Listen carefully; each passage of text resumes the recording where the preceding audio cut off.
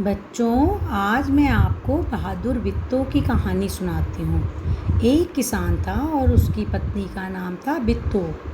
एक दिन किसान ने बिट्टो से कहा, सुबह जब मैं खेत में हल चला रहा था तो एक शेर ने आकर कहा, किसान किसान अपना बैल मुझे दे दो वरना मैं तुम्हें खाऊंगा। बिट्टो ने पूछा, तुमने क्या जवाब दिया? किसान ने कहा, मैंने कहा रुको, मैं घर जाके अपनी गाय लाता हूँ। तू बैल खा लेगा तो हम क्या करेंगे? बिट्टो को बहुत गुस्सा आया। उसने किसान को बहुत फटकारा कि अगर गाय चली गई तो बच्चे क्या पिएंगे। बिट्टो को एक तरकीब सूझी। उसने कहा, तुम फ़ौरन खेत में जाकर शेर से कहो कि मेरे बिट्टो तुम्हारे लिए एक घोड़ा ला रही है। किसान डरते डरते शेर के पास गया।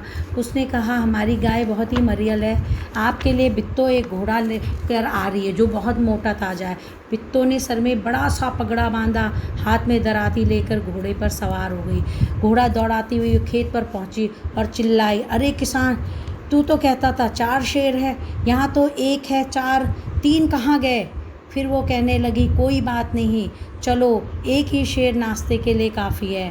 इतना सुनना था कि शेर डर के मारे कांपने लगा और भाग खड़ा हुआ। यह देखकर बिट्टो कहती है, इसे कहते हैं हिम्मत, तुम तो डरपोक हो, घर की गाय शेर को दे रहे थे। उधर शेर भूख के मारे उसकी आंतें छटपटा रही थी। एक भेड़िए ने पूछा, महाराज क्या मामला है, आज बहुत उदास दिखाई दे रहे हो? शेर ने कहा, बड़ी मुश्किल से जान बची है, एक राक्षसी मिल गई थी, वह 4 शेर एक दिन में खाती है, नाश्ते में वो भी। यह सुनकर भेड़िया बहुत हंसा। उस समय तो झाड़ी में छुपकर सब देख रहा था। उसने कहा, अरे बादशाह, वह तो बिट्टो थी, बिट्टो जिसे आपने राक्षसी समझा। फिर जाइए, आपको बैल ज़रूर मिलेगा। यह सुनकर शेर तो बहुत डर रहा था, पर उसने भेड़िए से कहा, तुम अपनी पूँछ से मेरी पूँछ बांध लो, दोनों चलते हैं। अब वो दोनों ने पूँछ बांधी और वो फिर से बिट्टो के पास चले गए। बिट्टो बिल्कुल नहीं घबराई। किसान का डर के मारे बुरा हाल था। उसने कहा, क्यों रे भेड़िया, तू तो अभी वादा करके गया था कि 4 शेर को पूँछ में बांध के लाएगा, लेकिन तू तो एक ही शेर लाया, वो भी मरियल। इसे खाकर मैं कैसे भूख मिटा सकती हूँ?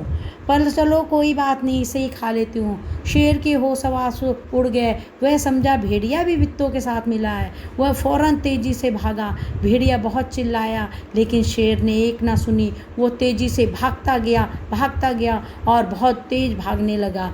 किसान और बिट्टो आराम से रहने लगे, क्योंकि उन्हें मालूम था कि शेर अब उनके खेत की तरफ कभी भी नहीं आएगा। बस बच्चों, अब आपको मैं कुछ प्रश्न दे रही हूँ, पहले आप बताइए स्टोरी कैसी लगी? अच्छी? ठीक है, ओके।